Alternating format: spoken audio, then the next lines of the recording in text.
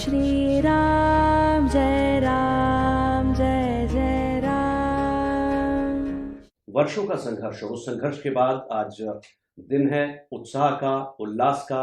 भव्य श्री राम मंदिर का निर्माण होने जा रहा है। श्री राम जन्मभूमि तीर्थ क्षेत्र न्यास के कोषाध्यक्ष स्वामी श्री गोविंद देव गिरी जी इस पर चर्चा के लिए हमारे साथ मौजूद हैं। स्वामी जी, मेरा पहला प्रश्न आपसे, ये जो निधि समर्पण अभियान चलाने जा रहे हैं, मुझे लगता है कि श्री राम के भव्य मंदिर के लिए धन कहीं कोई विषय कभी था ही नहीं। भारत सरकार के से ये ट्रस्ट की स्थापना भी हुई। ऐसे में जन जन तक जाने का हेतु क्या है? क्या आप संदेश निधि समर्पण अभियान के माध्यम से देना चाहते हैं? ऐसा है, भगवान श्री राम की भक्ति से हमारा पूरा देश ओतप्रोत है। अयोध्या जी में भगवान श्री राम का मंदिर बनना चाहिए, यह पूरे देश की सदियों तक इच्छा रही है। और इस मंदिर के बनते समय मेरी ओर से भी कुछ सेवा समर्पित हुई है। ऐसा इस देश के छोटे से छोटे व्यक्ति को लगना चाहिए। हमारे देश के वनांचल में निवास करने वाले बंधु, ग्रामीण बंधु, मजदूरी करने वाले बंधु, ये सारे के सारे श्री राम में श्रद्धा रखते हैं। मैं आपको एक उदाहरण बतलाता हूँ। जैसे ही इस न्यास में मेरा आगमन हुआ है, ऐसा पता हमारे वेद विद्यालयों में चला, तो हमारे एक वेद विद्यालय में झाड़ू बहार करने वाली एक माता ने बड़े भावुक होकर के मेरे पास आकर के कहा, महाराज, ये मेरे 20 रुपए आप राम जी के मंदिर में लगाएंगे? कल्पना कीजिएगा, एक सामान्य व्यक्ति, उसे भी लगता है कि मैं राम जी के लिए कुछ करूं। हम चाहते हैं कि इस समाधान से कोई भी वंचित न रहे, इसलिए हम दूर दराज तक पहुंचना चाहते हैं और सामान्य से सामान्य व्यक्ति को ये समाधान देना चाहते हैं कि ये मंदिर किसी एक उद्योगपति का नहीं, कुछ कॉरपोरेट्स का नहीं, यह मंदिर जन जन का मंदिर है। और इसके लिए इस अभियान का हम लोगों ने आज शुभारंभ किया है। स्वामी जी, योजना क्या बनाई है जमीन तक जाने के लिए?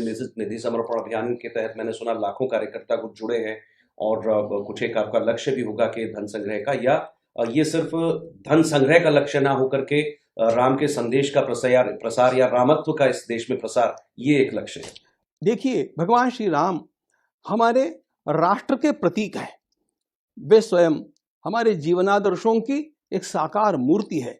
ऐसा हमारी परंपरा ने सर्वदा अनुभव किया है, कहा है, और उसकी भक्ति के साथ जन जन जुड़ा हुआ है। और उन जन जन तक पहुंचने के लिए एक बहुत बड़े अभियान की आवश्यकता थी। हम लोगों ने सोचा कि 4 लाख गांवों तक हम जा सकते हैं, 11 करोड़ परिवारों तक हम पहुंच सकते हैं। लेकिन अब ऐसे लगने लगा है, लोगों के उत्साह के कारण और कार्यकर्ताओं के उत्साह के कारण ऐसे लगा है कि कम से कम हम लोग 5.5 लाख गांवों तक पहुंचेंगे और 11 करोड़ क्या, 15 करोड़ से अधिक घरों तक पहुंचेंगे। इसके लिए लगभग 40 लाख कार्यकर्ता काम करने के लिए जुट गए हैं। जी, एक प्रश्न उठता है, थोड़ा राजनीतिक भी है।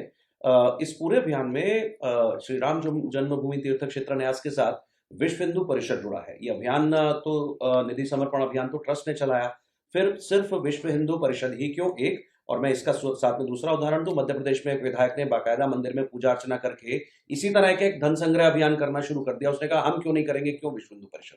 इसके बारे में क्या समझ है? ऐसा है, राम जन्मभूमि तीर्थ क्षेत्र, यह न्यास इस कार्य को करना चाहता है। इस कार्य के लिए हम सहयोग कर सकते हैं। आप यदि हमारा विश्वास करते हैं तो इस कार्य को हमें सौंपिए, ऐसा विश्व हिंदू परिषद ने हमें कहा। उन्होंने बाकायदा उसके लिए एक आवेदन पत्र हम लोगों को दिया।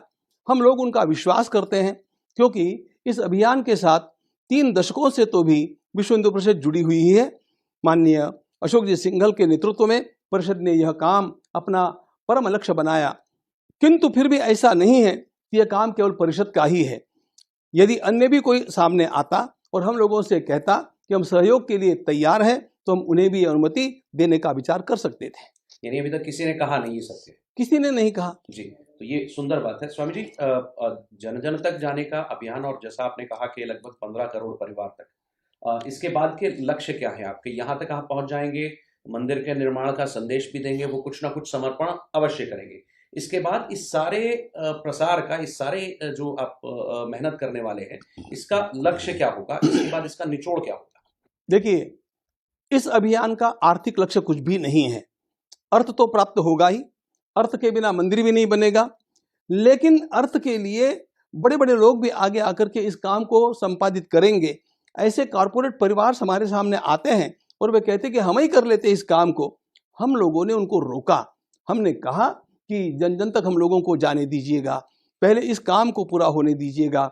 हम लोग केवल मंदिर बनाना नहीं चाहते हैं, हम लोग लोगों के अंतःकरण में भगवान श्री राम के वे आदर्श निर्माण करना चाहते हैं। हम लोग लोगों के अंतःकरण में भगवान श्री राम का प्रेम और उनका पुरुषार्थ, इन दोनों का संदेश बैठाना चाहते हैं, क्योंकि इसी के बल पर हमारा राष्ट्र भी उठ करके खड़ा होगा। इसलिए यह केवल पत्थरों से बनने वाला राम मंदिर नहीं है, यह एक एक मन को गढ़ करके हम लोग राष्ट्र का मंदिर खड़ा करना चाहते हैं।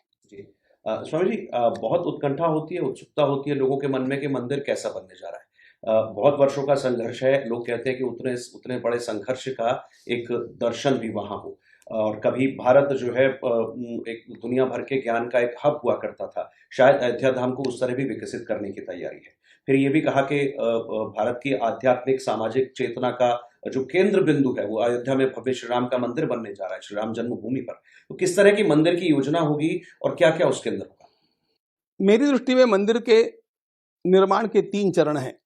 पहले चरण में परकोटे के अंदर का जो मंदिर बनना है, वह मंदिर उसी प्रकार बनेगा जैसा लगभग 26 वर्ष पहले कुंभ के मेले में हमारे धर्माचार्यों ने माननीय अशोक जी के साथ बैठ करके उसका प्रारूप निश्चित किया था।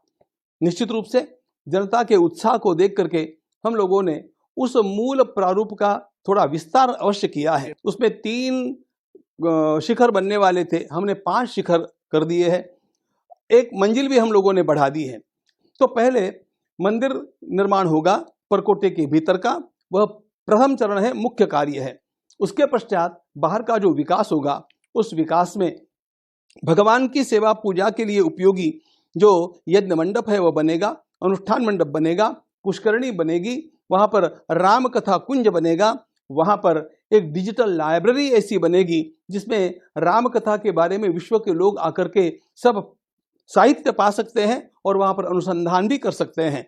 हम वहाँ पर चाहेंगे कि जिन जिन लोगों ने राम कथा गाई है, उन अत्यंत श्रेष्ठ हमारे प्राचीन ऋषियों, संतों, महात्माओं का भी योग्य स्थान पर हम लोग स्थापन करें। हम लोग अवश्य जिन कार्यसेवकों ने और उनके भी पूर्व अनेक बलिदानी लोगों ने वहाँ पर अपने जीवन को अर्पण किया है, उनकी पुण्य स्मृति में भी कोई न कोई स्थान अवश्य बनाएंगे। और एक बात अवश्य है, यह सब जो कुछ बनेगा वह ग्लोबल लेवल का बनेगा, वह सामान्य स्तर का नहीं बनना चाहिए। इस प्रकार का हम लोगों का संकल्प है। अच्छी बात यह है कि उत्तर प्रदेश के यशस्वी मुख्यमंत्री पूज्य योगी जी महाराज भी इस बात पर तुले हुए हैं कि अयोध्या को वे वैदिक सिटी बनाना चाहते हैं। हम अपनी भाषा में कहते हैं Ayodhya should be the cultural capital of the world. हम उसको विश्व की सांस्कृतिक राजधानी बनाना चाहते हैं। हमारे देश के तो हर प्रदेश में राम जी की भक्ति है ही, लेकिन हम लोगों को यह नहीं भूलना चाहिए कि भगवान श्री राम को नेपाल के लोग जानते हैं, भूटान के लोग जानते हैं, तिब्बत के लोग जानते हैं, ब्रह्मदेश है, थाईलैंड है, श्रीलंका है, बांग्लादेश है, पाकिस्तान है, अफगानिस्तान है, इन सारे देशों में भी राम जी के भक्त हैं। हम उन लोगों के साथ संपर्क करेंगे और उन लोगों को यह विश्वास दिलाएंगे कि भारत में आपका कौन है, भारत में आपके श्री राम है।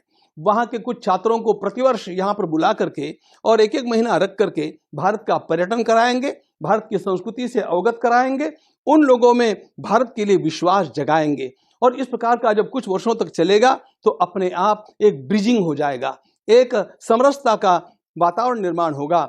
जब यह अपने आप ही the cultural capital of Asia बन जाएगा, तब cultural capital of the world बनाने के लिए बाहर के देशों के लोगों के साथ भी हम राम भक्ति का आधार बना करके और इसी प्रकार का संपर्क करेंगे। सबको लगना चाहिए कि श्री राम हमारे हैं, सबको लगना चाहिए कि श्री राम भारतीय संस्कृति के सच्चे प्रतीक हैं। और यह विश्वास जब हम उन लोगों में निर्माण करेंगे तो अपने आप भारत विश्व गुरुत्व की ओर अग्रसर होता हुआ हम लोगों को दिखेगा।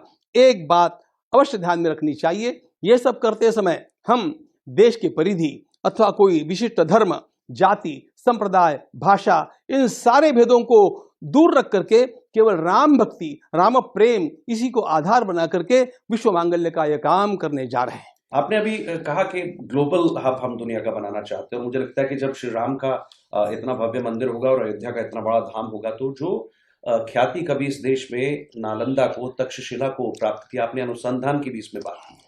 यानी हम भारत की संस्कार को, भारत की एक इतिहास को पढ़ाने का एक अनुसंधान केंद्र भी वहां विकसित करने वाले हैं, ऐसा ध्यान में आता है।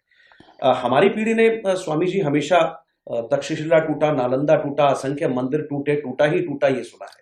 और ये हम सबका सौभाग्य भी है कि पहली बार है हम कुछ बनता देख रहे हैं। सोमनाथ मंदिर के बाद अब भगवान श्री राम का जन्मभूमि पर एक भव्य मंदिर बनते देख रहे हैं। क्या आपके मन में है कि इसे फिर तक्षशिला, नालंदा जैसी भी ख्याति मिले? यानी दुनिया भर के लोग, जब आप ग्लोबल कहते हैं, यहाँ पर आकर वो पढ़ें जो आज तक उन्होंने नहीं। मुख्य बात यह है कि तक्षशिला और नालंदा क्यों टूटे? वो इसलिए टूटे कि ज्ञान की आराधना उन्होंने की, लेकिन पुरुषार्थ की आराधना नहीं की। भगवान श्री राम की इस नगरी में जैसे प्रेम का प्रवाह बहना चाहिए, उसी प्रकार भगवान श्री राम के कोदंड के पुरुषार्थ का भी प्रभाव दिखना चाहिए। यह राष्ट्र समर्थ होगा तभी इस राष्ट्र पर आक्रमण होने बंद हो गए। हम इस देश को सोने की चिड़िया नहीं देखना चाहते हैं, हम सोने का शेर देखना चाहते हैं, ताकि कोई आक्रमण करने वाला 10 बार विचार करे। स्वामी जी, एक महत्वपूर्ण प्रश्न ये होगा, मंदिर बनने के बाद भारतीय समाज में, क्योंकि आपने ये अभियान चलाया, इससे पहले कई अभियान आपने लिए हैं और आप लोग चूंकि इस पूरे संघर्ष के साथ अरसे से आप जुड़े रहे हैं, अब जब आप भारत में कुछ नई चेतना और नई ऊर्जा का संचार होते देखते, जब से मंदिर के निर्माण की घोषणा की गई, इस अभियान के बाद या फिर मंदिर बनने के बाद भी भारतीय समाज का किस तरह का बदलता स्वरूप आप देखते हैं? फिर जैसा आपने कहा कि क्या यही स्वरूप, बदलता स्वरूप, यही बदलता चरित्र क्या भारत को विश्व गुरु के रूप में स्थापित करने वाला है? इसके बारे में आपकी टिप्पणी। भगवान श्री राम का चरित्र ही इसका उत्तर है। भगवान श्री राम ने उत्तर से दक्षिण को जोड़ा, भगवान श्री राम ने क्षत्रियों को भीलों से जोड़ा, भगवान श्री राम ने गोंडों को संतालों को जोड़ा, उन्होंने ऋषियों को जोड़ा, उन्होंने वानरों को जोड़ा, उन्होंने राक्षसों में भी जो सज्जन थे विभीषण जैसे उनको भी जोड़ा। इसलिए भगवान श्री राम समरसता की मूर्ति है। हम एक समरस भारत निर्माण करना चाहते हैं जिसमें किसी प्रकार का भेदभाव, विषमता हम देखते ही नहीं हैं, और सब लोगों के भीतर विश्वास निर्माण करना चाहते हैं कि भगवान श्री राम सबके हैं और भगवान श्री राम के सामने सब समान है। अंत में चलते चलते आपकी ओर से भारत की इस युवा पीढ़ी के लिए संदेश, क्योंकि ये युवा पीढ़ी वो सौभाग्यशाली पीढ़ी होगी जो शायद ये होते हुए दोबारा कोई दूसरी पीढ़ी ना देख पाए। युवा पीढ़ी के लिए आप क्या कहना चाहते हैं? भगवान श्री राम ही इस प्रश्न का उत्तर है। हमारे पूरी परंपरा ने कहा, यदि आपको धर्म को जानना है, ग्रंथों को मत पढ़ो, राम को जानो। भगवान श्री राम में 3 बातें आपको देखने मिलेगी। प्रभु ने स्वयं अपने चरित्र के माध्यम से अपने परिवार का संरक्षण किया। आज टूटते हुए परिवारों में भगवान श्री राम का यह आदर्श युवकों को ग्रहण करना अत्यंत आवश्यक है। भगवान श्री राम ने प्रेम के बल पर सबको जीता। शस्त्र के बल पर तो उन्होंने केवल दुष्टों के साथ लोहा लिया, लेकिन अन्य सबको प्रभु ने केवल प्रेम के ही बल पर जीता है। इसलिए हमारे भीतर निश्चल प्रेम होना चाहिए। और तीसरी बात, आप केवल प्रेम की बात करते रहेंगे तो आप टिकेंगे नहीं। आपके प्रेम के पीछे पुरुषार्थ भी खड़ा होना चाहिए। भगवान श्री राम ने अयोध्या का त्याग किया, माता पिता का त्याग किया, राजवस्त्रों का त्याग किया, केशों की जटाएं बनाई, समय पर जानकी का त्याग किया, लक्ष्मण का भी त्याग किया, लेकिन धनुष का त्याग कभी नहीं किया। यह धनुष पुरुषार्थ का प्रतीक है। इसलिए पुरुषार्थ अपने साथ रखते हुए, नेत्रों में प्रेम रखते हुए, लोगों के कल्याण के लिए जब हम काम करेंगे तो अपने आप अपना भी जीवन ऐसा निखरेगा जिससे नर करनी करे तो नर का नारायण हो जाए। यह उक्ति चरितार्थ हो जाती है। कर्तव्य का पालन यह भगवान श्री राम का अत्यंत महान लक्ष्य रहा। यही उनका संदेश है। यही युवकों को अपने जीवन में उतारने का प्रयास करना चाहिए, ताकि अपने आप उनका भी जीवन आलोकित हो जाए, प्रकाशित हो जाए, और वे व्यक्तिगत रूप में, पारिवारिक रूप में और देश की सेवा के रूप में भी उभर करके सामने आवे और लोगों को वे आदर्श लगने लग जाए। स्वामी जी, बहुत बहुत धन्यवाद। और इस कामना के साथ अभी हम इसको यहाँ समाप्त करते हैं कि अगली बार आपसे जब वार्ता होगी तो श्री राम जन्मभूमि के भव्य मंदिर परिसर के बीच में निर्माण होते हुए हम कुछ देख रहे होंगे, और उस समय आपसे जब बातचीत होगी तो शायद इससे भी अधिक आगे लक्ष्यों की हम बात करेंगे। बहुत बहुत धन्यवाद स्वामी। धन्यवाद।